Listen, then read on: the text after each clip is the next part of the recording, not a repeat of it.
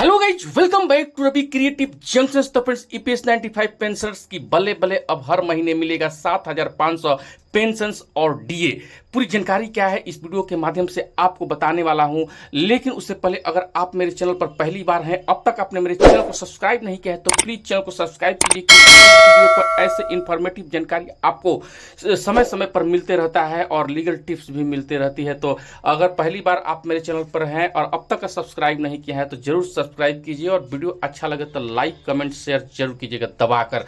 तो वीडियो को बिना देर किए शुरू करते हैं और आपको बता दें कि ईपीएस पेंशन में बम्पर बढ़ोतरी अब हर महीने मिलेगा 7,500 पेंशन और डीए ईपीएस 95 पेंशन स्कीम के तहत।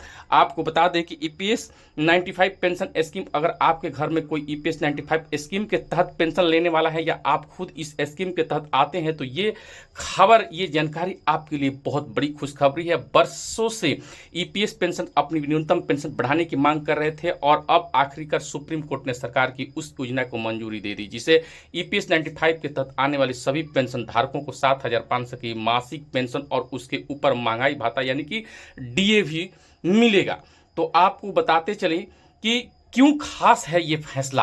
अब तक ईपीएस 95 पेंशन धारकों को बेहद कम राशि मिल रही थी, किसी को 900 मिल रहा था तो किसी को 1500। इतने में आज के ज़माने में ना तो बिजली बिल भरा जा सकता है और ना ही दवाई की खर्चे निकाला जा सकता है। कोई पेंशनर्स इस मुद्दे को लेकर धरने प्रदर्शन भी किए थे, लेकिन अब जब सुप्रीम कोर्ट ने केंद्र सरकार की जो है 7,500 पेंशन और डीए योजना को मंजूरी दे दी, तो ये पेंशनर्स के लिए ज़िंदगी बदलने का फैसला बन चुका है। और आपको बताते चले कि ईपीएस 95 योजना क्या है।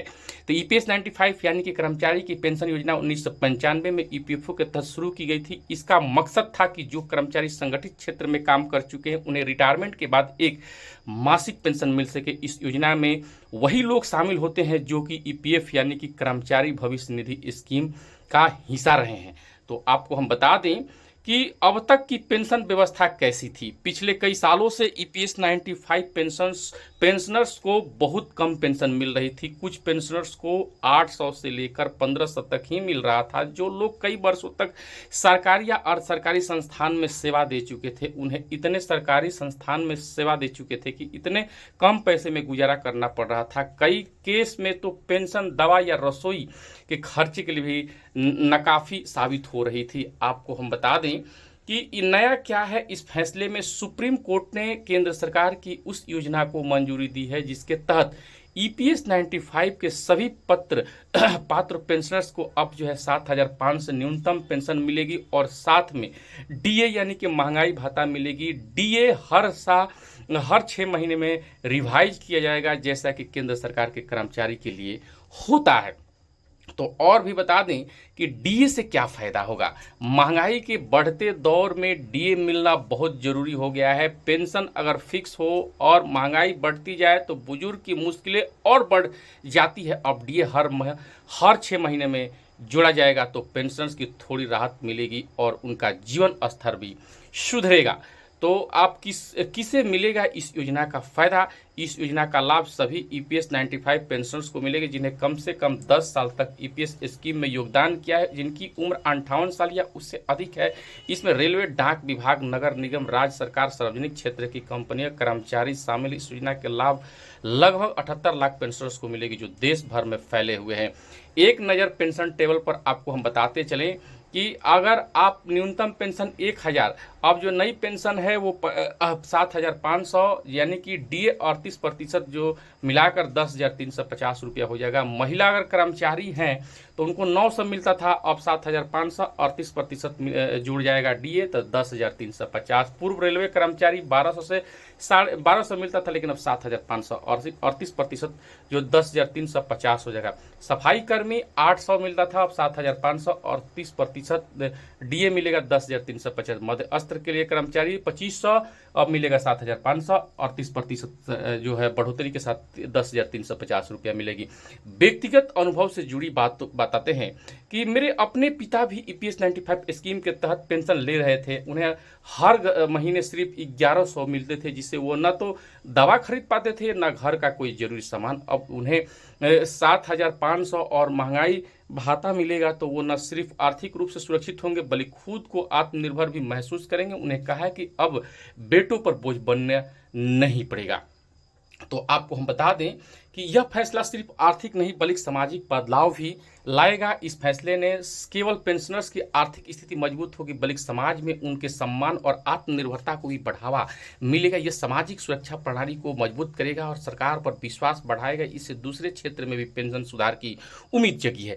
और आपको बताते चले कि क्या भविष्य में और बढ़ सकती है पेंशन। तब विशेषज्ञों के मानते हैं कि शुरुआत में आने वाले समय में ईपीएस पेंशन को और मजबूत किया जा सकता है। इसमें महंगाई के अनुसार नियमित संशोधन होना चाहिए। इसके लिए एक स्वतः रिवाइजिंग सिस्टम भी लाया जा सकता है जिसमें हर साल बिना संघर्ष के पेंशन की बढ़ोतरी होती रही। ईपीएस 95 पेंशन को सुप्रीम कोर्ट से जो राहत मिली है वो ऐतिहासिक है। 7,500 की न्यूनतम पेंशन और डीए मिलना एक ऐसा कदम जिसे लाखों बुजुर्गों को न सिर्फ आर्थिक सहारा मिलेगा बल्कि उनका आत्मसम्मान भी लौटेगा। सरकार और न्यायपालिका का यह कदम समाज में सकारात्मक बदलाव को संकेत और इसमें उम्मीद बांधती है कि भविष्य में भी ऐसे फैसले बुजुर्गों के जीवन को बेहतर बनाते रहेंगे। और आपको हम बता दें कि सरकार ने जो है पूरी तरह से जो है आपको जो बिहार में जो भारत में जो रिटायरमेंट वाले बुजुर्ग हैं जिनकी नौकरी ख़त्म हो चुकी है वो रिटायरमेंट के पैसों पर अपने जीवन यापन को यानी कि जीवन की जो गाड़ी है उसको चला रहे हैं। तो उनके लिए ये खबर जो है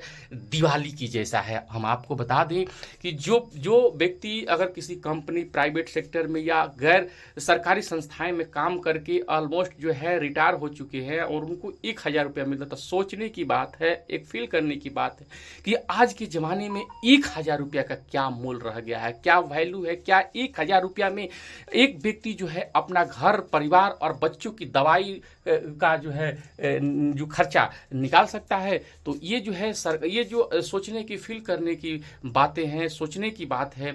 क्योंकि आपको बता दें कि सरकार जो है हाई कोर्ट ने ये बहुत लंबी क्योंकि 1995 से ये जो है ईपीएस 95 कानून बना जिसके बाद जो है ईपीएफओ में पेंशन की राशि जमा होने लगी और लोगों को पेंशन मिलने लगा। लेकिन आपको हम बता दें कि ये 30 साल की संघर्ष है और आज जो है बहुत जल्द जो है इस पर सरकार की अब मुहर लगने वाली है जिससे कि आपको बता दें कि जीवन यापन में पेंशनर्स को रिटायरमेंट व्यक्तियों को जीवन यापन में जो है दिवाली जैसा महसूस होने वाला है। क्योंकि वो 7,500 प्लस डीए मिलेगा तो उनकी जो है 10,000 11,000 रुपया मिलेगा। तो वो जो है अपने बच्चों पर अब जो है निर्भर नहीं रहेंगे और आत्मनिर्भर बनकर अपना जो है खुद से दवा पानी बिजली और जो भी उनकी पर्सनल जो भी निजी उनकी खर्च है वो जो है पूर्ण रूप से अपना योग कर सकते हैं, निर्वाह कर सकते हैं और उनकी ज़िंदगी थोड़ी आसान हो सकती है। तो हम आपको बता दें कि सरकार की ये नीति जो है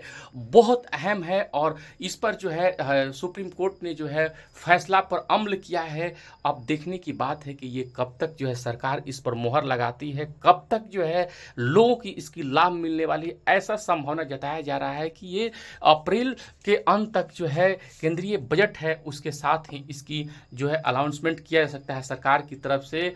अब बहुत जल्द खुशखबरी मिलने वाली है। तो आपको ये जानकारी और आपको ये वीडियो कैसा लगा कमेंट करके ज़रूर बताइएगा। फिर मिलेंगे एक ऐसे ही लेटेस्ट जानकारी के साथ। जय हिंद, जय बिहार।